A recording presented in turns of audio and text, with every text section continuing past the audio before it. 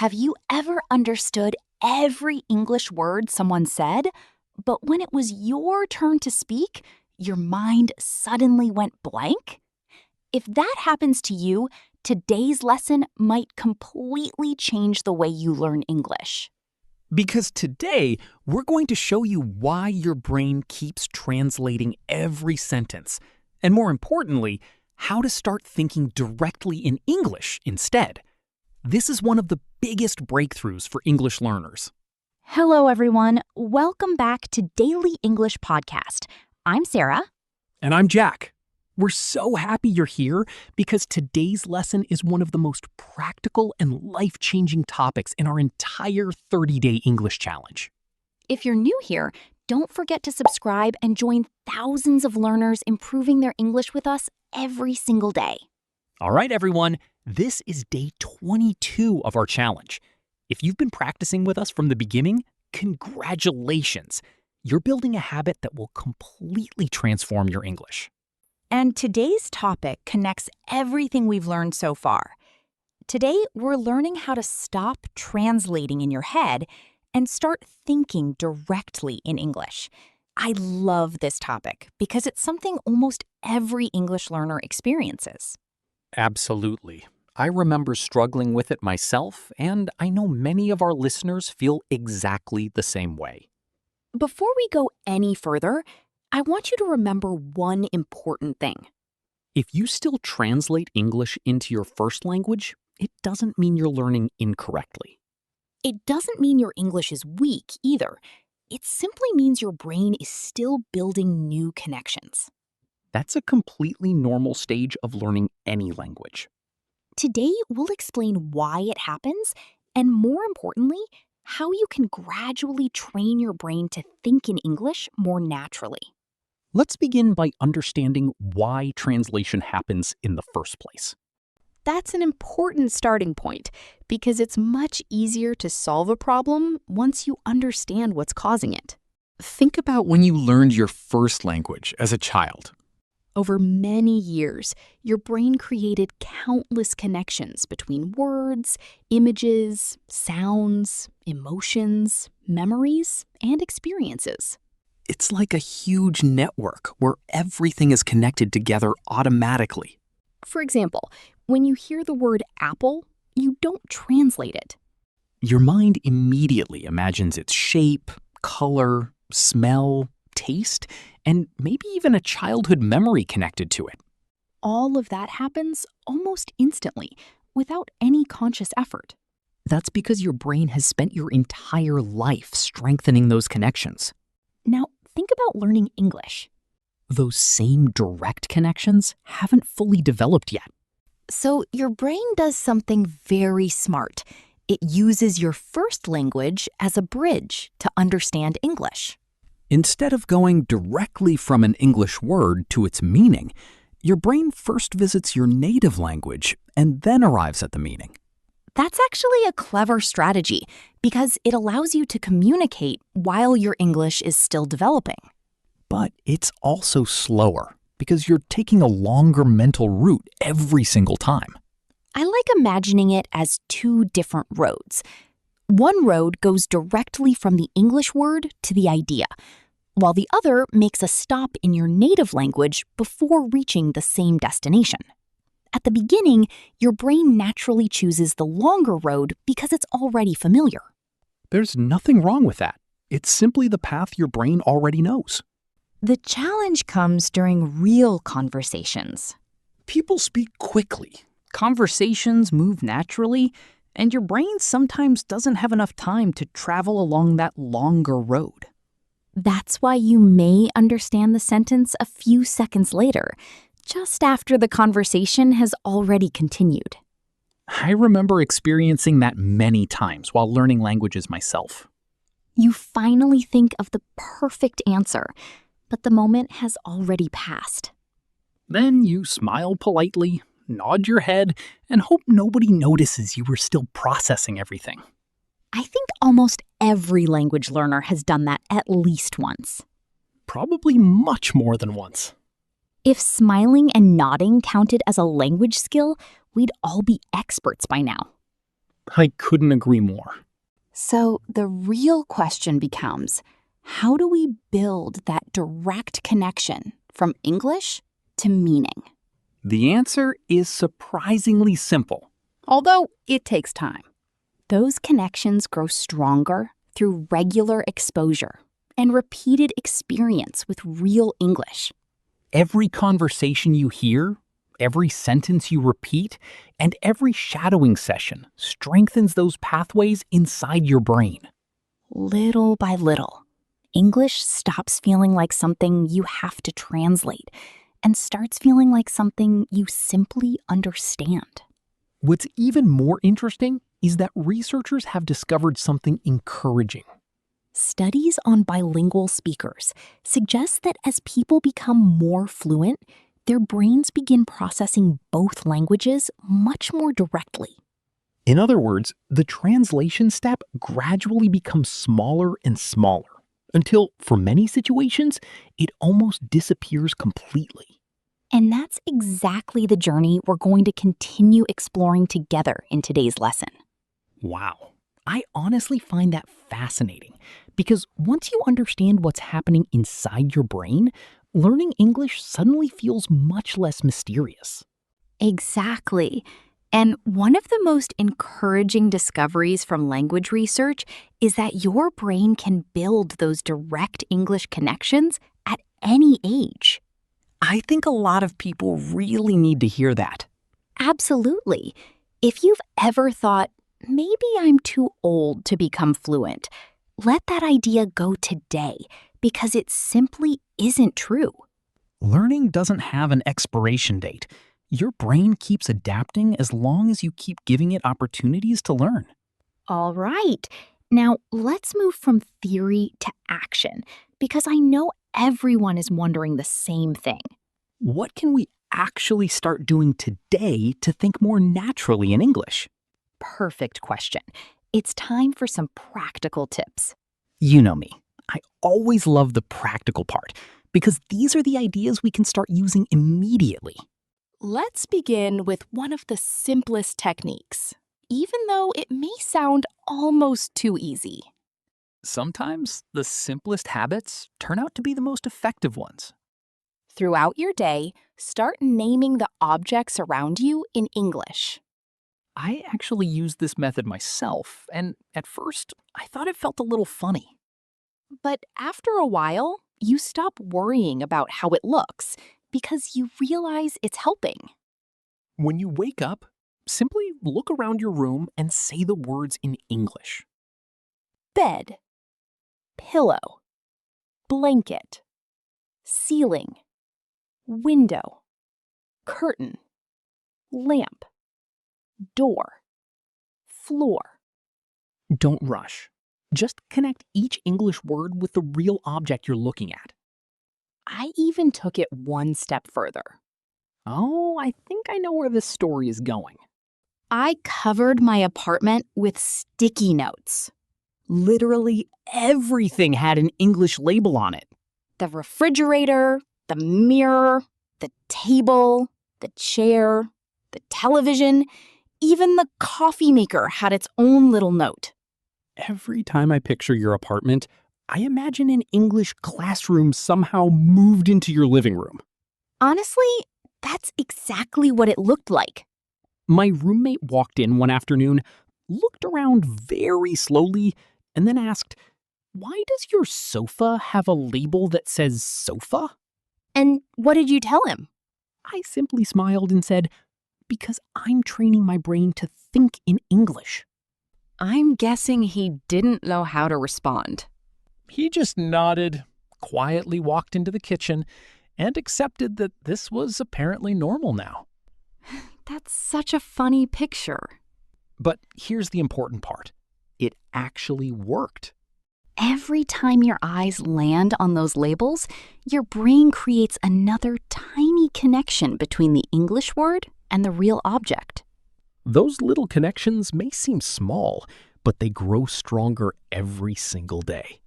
After seeing the word refrigerator dozens of times while opening the fridge, your brain begins recognizing it naturally instead of translating it. That's exactly the goal, building direct connections through real experiences. Notice that you're learning the word in context instead of memorizing it from a vocabulary list. Context makes a huge difference because your brain remembers experiences much better than isolated words. Think about how you learned your first language. Nobody handed you a list of household vocabulary to memorize. You simply saw real objects, heard their names over and over, and your brain connected everything naturally. We can recreate part of that same learning process as adults. And the best part is that this method is almost free. All you need is a pen, a few sticky notes, and a little consistency. Now, let's move to another tip that can make a surprisingly big difference. This one might feel uncomfortable at first, but I promise it's worth trying. Change parts of your digital life into English. Oh, yes. I remember hearing that advice for the first time and immediately thinking, there's no way I'm changing my phone. That's a very common reaction because we depend on our phones for so many important things. But here's what happens. If everything on your phone stays in your native language, your brain starts believing that English only exists during study time. It separates English from everyday life. And when English only appears during lessons, it's much harder for your brain to treat it like a natural language. But when your phone, calendar, apps, or social media include English, something starts changing. English quietly becomes part of your normal routine instead of feeling like homework. Of course, if changing everything feels overwhelming, don't force yourself. Start with one small step. Maybe switch one app into English, or search for one thing every day using English.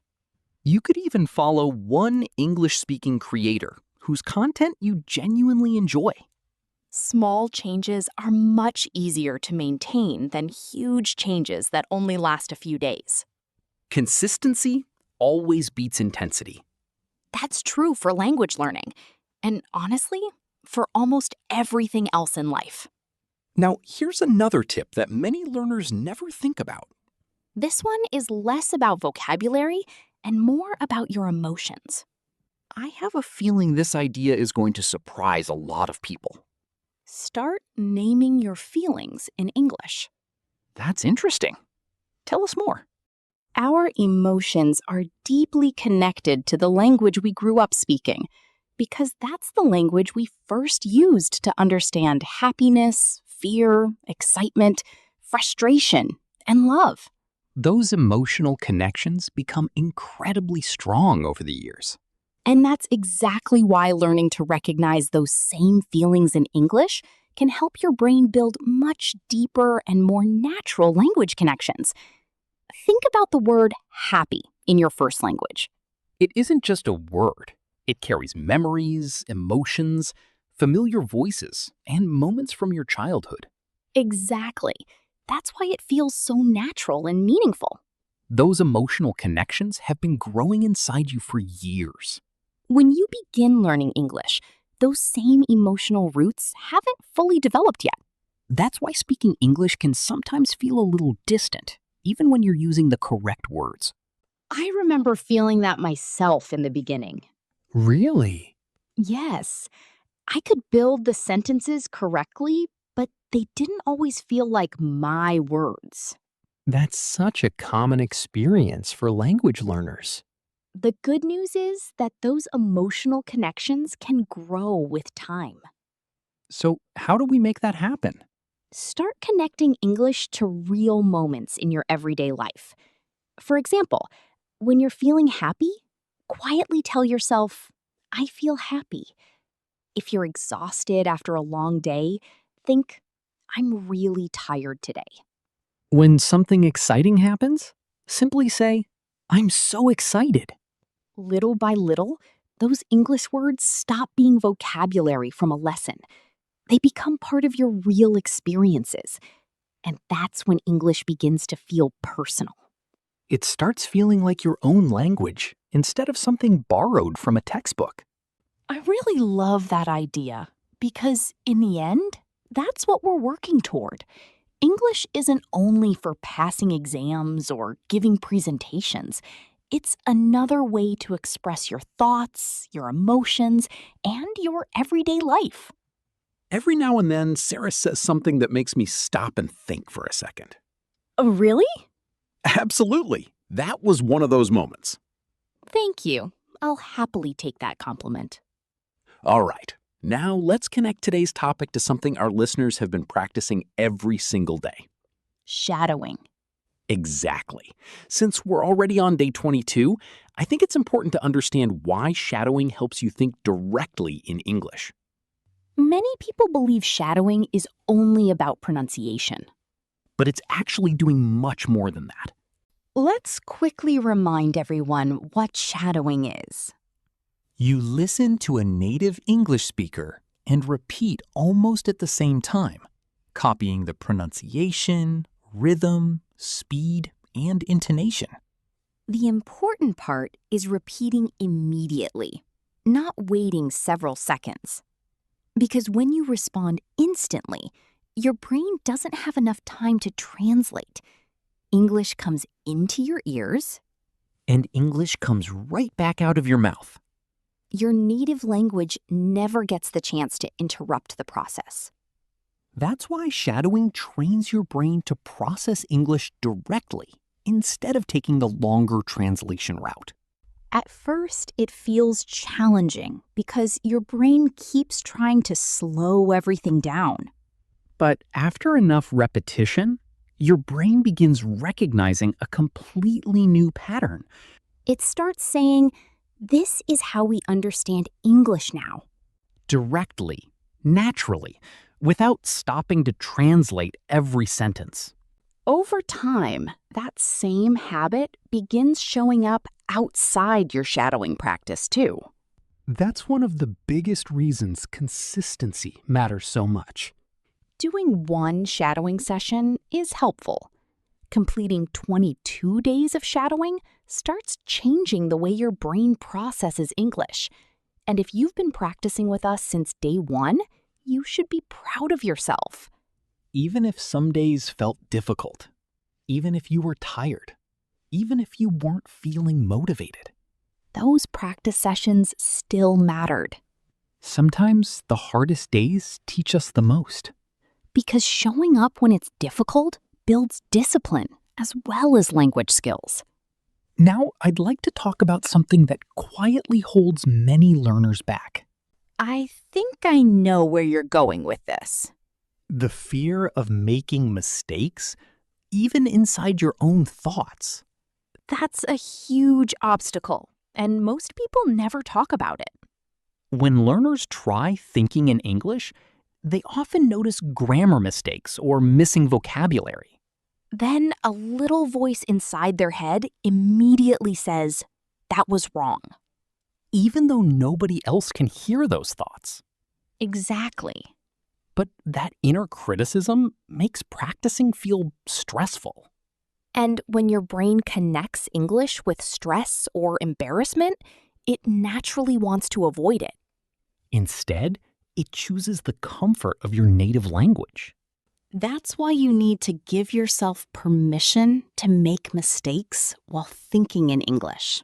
Your private thoughts don't need perfect grammar. They don't need perfect vocabulary either. Your inner English is allowed to be messy. In fact, it should be messy while you're learning. I think everyone should hear that one more time. Your inner English doesn't have to be perfect. It only needs to exist. Every time you reach for an English word instead of one from your native language, you're strengthening those mental connections. Even if the sentence isn't completely correct. Progress comes from trying, not from waiting until you're perfect. If you keep waiting until your English feels flawless before thinking in English, you'll probably keep waiting much longer than necessary. Thinking in English is part of the learning process. It's one of the very things that helps your English become more accurate over time. And here's another encouraging way to look at mistakes. Whenever you notice an error in your own thoughts, you've actually discovered something valuable. You found one small area that your brain is ready to improve next. That's not failure at all. It's simply another step forward on your journey to thinking naturally in English. I really like that way of looking at it. Me too. Your mistakes aren't proof that you're failing. They're showing you exactly what to practice next. Think of them as signposts, pointing you in the right direction. Every mistake gives your brain one more opportunity to grow. Before we finish today's lesson, there's one more topic we absolutely need to talk about. I think I know what you're going to say. Subtitles.